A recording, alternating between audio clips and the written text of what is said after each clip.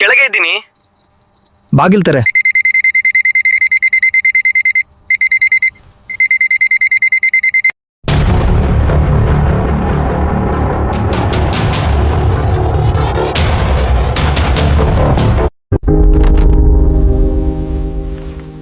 ನೀನ್ door open ಮಾಡಿದ್ಯಾ? ಇಲ್ಲ.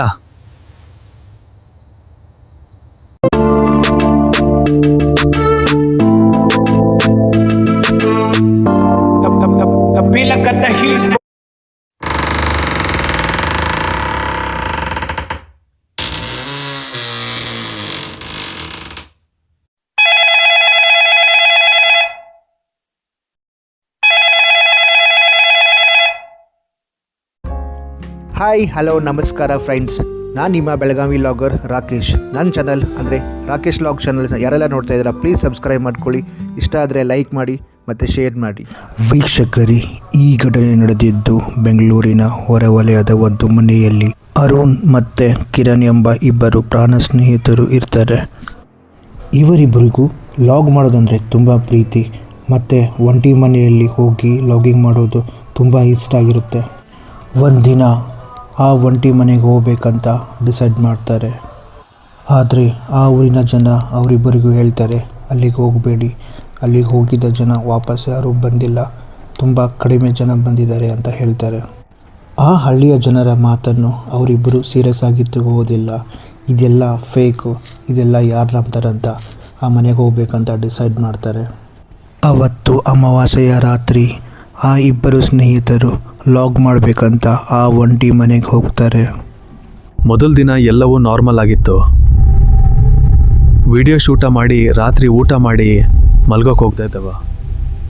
ಅದು ರಾತ್ರಿ ಸರಿ ಸುಮಾರು 1:30 ರೂಮಲ್ಲಿ ಸ್ನೇಹಿತರು ಮಲಗಿದಾಗ ಯಾರೋ ಬಂದು ಅವ್ರ ಹತ್ರನೇ ನಿಂತಂಗಾಗುತ್ತೆ ಮತ್ತು ಗೆಜ್ಜೆ ಸೌಂಡ್ ಕೇಳಿಸುತ್ತೆ.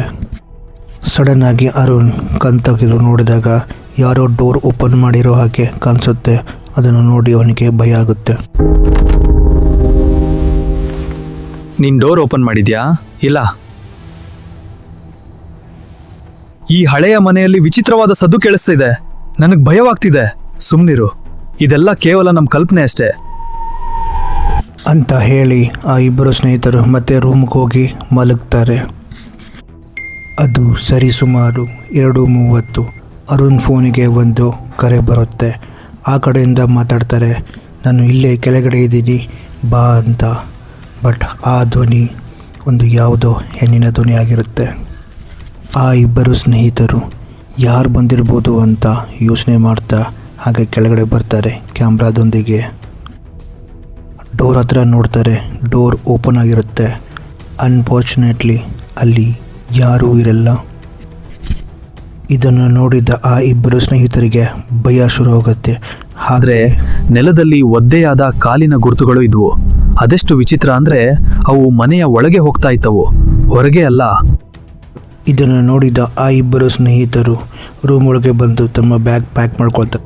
ಅಷ್ಟರಲ್ಲೇ ಅಲ್ಲಿ ಒಂದು ಹೆಣ್ಣಿನ ಆಕೃತಿಯ ಆತ್ಮ ಬಂದು ಅವರಿಬ್ಬರನ್ನ ತಡೆಯುತ್ತೆ. ನೀವು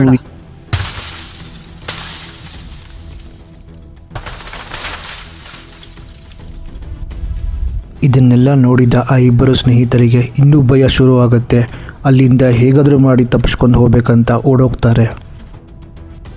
ಹೇಗೋ ಅಲ್ಲಿಂದ ತಪ್ಪಿಸಿಕೊಂಡು ಬಂದು ಮಾರನೇ ದಿನ ಆ ಊರು ಜನರಿಗೆ ನಡೆದಿದ್ದೆಲ್ಲ ಹೇಳ್ತಾರೆ.